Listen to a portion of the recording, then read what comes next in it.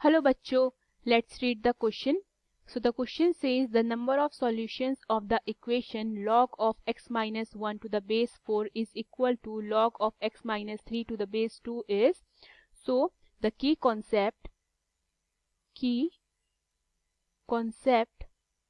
of this question is, हमारे पास log की एक प्रॉपर्टी होती है जो कि क्या कहती है, log a to the base b to the power n को हम 1 upon n log a to the base b लिख सकते हैं. ओके, सेकेंड प्रॉपर्टी होती है हमारे पास log की, वो क्या कहती है, n log a to the base b को हम log a to the power n to the base b ये लिख सकते हैं. ओके, क्वेश्चन में ये दोनों प्रॉपर्टीज हमारे काम आएंगी. क्वेश्चन में हमें नंबर ऑफ सॉल्यूशंस बताने हैं of the equation log x minus 1 to the base 4 is equal to log x minus 3 to the base 2 की. Clear? So log of x minus 1, मैं इस 4 को क्या लिख सकती हूँ, 2 की power 2. Okay, is equal to log of x minus 3 to the base 2. अब ये हमारा कौन सा फॉर्म बनता है, ये हमारा बनता है log a to the base b to the power n वाला फॉर्म, जिसको हम क्या लिख सकते हैं, 1 upon n log a to the base b.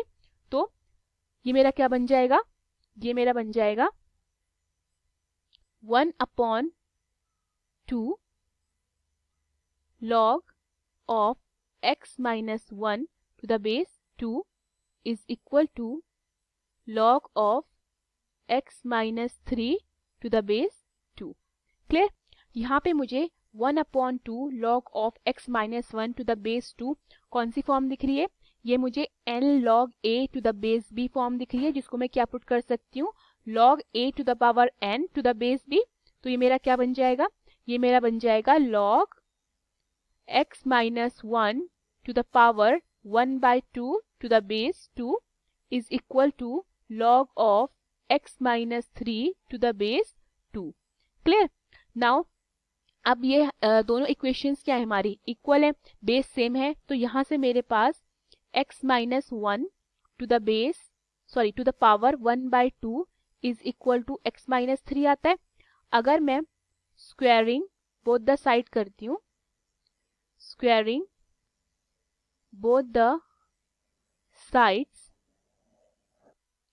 ये मुझे मिलता है x minus 1 is equal to x minus 3 का होल स्क्वायर. ओके, अब ये मेरे पास आ गया है a माइनस बी का होल स्क्वायर. ओके, सो उसको मैं क्या लिख सकती हूँ, a square plus b square minus 2ab. So यहाँ से मुझे क्या मिलेगा, x minus 1 is equal to x square plus 9 minus 6x. Clear? So x square minus 6x minus x plus 9 plus 1 is equal to कितना होता है मेरा, 0. तो यहाँ से मेरे पास x square minus 7x plus 10 is equal to कितना आता है, 0.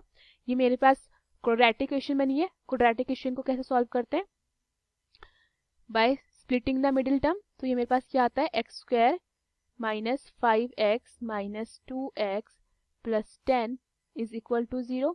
सो x कॉमन लेती हूँ तो क्या आएगा, x माइनस 5, यहाँ से माइनस 2 कॉमन लेती हूँ तो ब्रैकेट के अंदर क्या आएगा, x minus 5 is equal to 0. So यहाँ से एक फैक्टर आता है मेरे पास x माइनस 5 और दूसरा फैक्टर आता है x minus 2 is equal to 0.